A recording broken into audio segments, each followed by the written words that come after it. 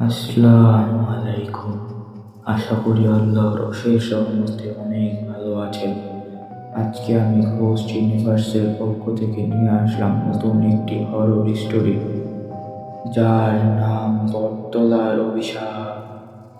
গল্পটি আমাকে সজীব নামক এক ভাই হোয়াটসঅ্যাপে মেসেজ করে পাঠিয়েছেন।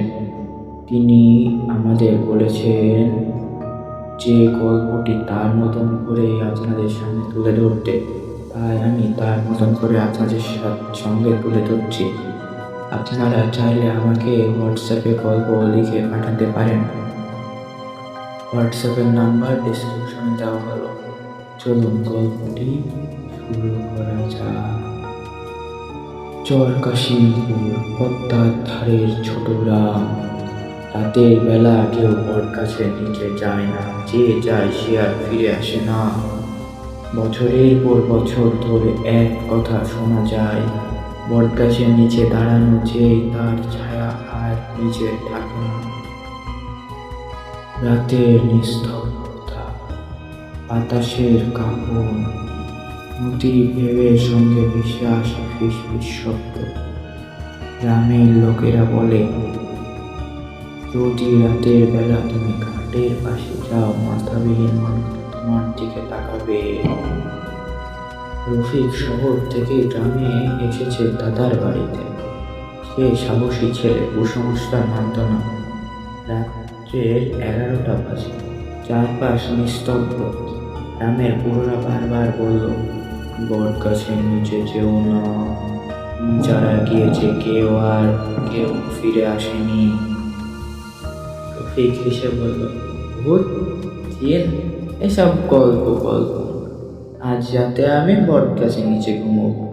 লণ্ঠন হাতে সে বট গাছের নিচে বসলো। চাঁদ আলো ফেলে, নদীর পানি টুপ টুপ শব্দ করে। প্রথমে শান্ত, ধীরে ধীরে বাতাসে ফিস ফিস ভেসে আসে। রফিক চোখ বন্ধ করে শুয়েছিল, হঠাৎ মনে হলো কেউ তার দিকে তাকাচ্ছে। লণ্ঠনের আলোতে ছায়ার মধ্যে কিন্তু কোনো মানুষ নেই। ফিস ফিস শুনল, এখানে তুই একা, আমি তোকে দেখছি। রফিক চিৎকার দিতে চাইল, কিন্তু সে মুখ খুললেই শব্দ বেরোচ্ছে না। ছায়া ধীরে ধীরে এগোচ্ছে, পায়ের শব্দ নেই, শুধু বাতাসের কেটে যাওয়া আওয়াজ। রফিকের হাত কাঁপছে, সে লণ্ঠন উঁচু করে ধরল। ছায়াটা হঠাৎ থেমে গেল, কিন্তু রফিকের ছায়া আর নিজের মতো নেই। ছায়াটা হাসছে। রফিক স্মরণ করল বুড়োর কথা, বটগাছের নিচে জিন থাকে, চোখে চোখ মিলালে বাঁচার সুযোগ নেই। ছায়াটা ফিস ফিস করে বলল, তুই আমায় ডাকছিস, তাই এলাম। রফিক লণ্ঠন উপরে তুলে তাকালো। ছায়ার মতো মাথাবিহীন মানুষ দাঁড়ানো। ফিস ফিস শব্দ তখন বলল, এখন থেকে তুই আমি তুই। রফিক শরীর নাড়াতে পারছে না। বাতাস ঠান্ডা, ছায়ার মতো আরো বেরোচ্ছে। বছরের অভিশাপিত আত্মারা।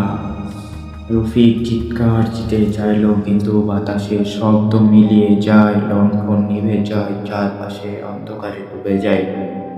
ছায়ার গলার আওয়াজ বলল, এখন তুই চিরকাল আমার সাথে থাকবি।